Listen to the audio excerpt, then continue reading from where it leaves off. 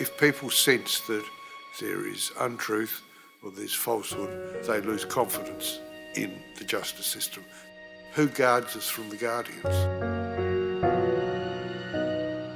What most people forget is that in the monarchical system, it was a contract.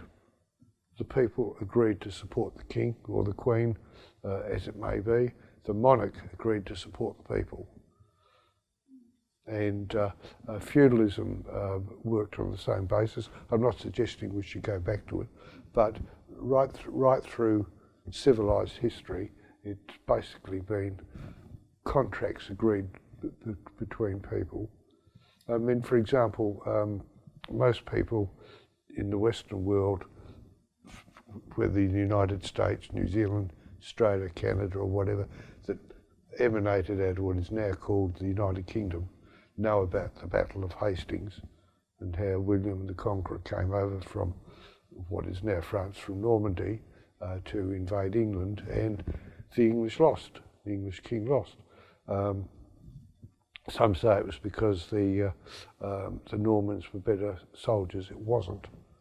It was because the British army was depleted at the time, because just before the Battle of Hastings there was an invasion from the north, and what we'd call conscription existed in those days under the feudal system. Each landowner supplied troops and men to fight in the army, and they all went up north, Battle of Stamford Bridge, which they won, and then William invaded in the south. But the 40 days was up, because under medieval law you could only be conscripted for 40 days, and so most of the army went home at the end of the 40 days. They didn't have to stay, and Harold was left with just his housecarls, his own personal troops, to fight the battle. So he was outmanned to start with. Plus, when his troops got there, they'd force marched from the north of England, and they were exhausted.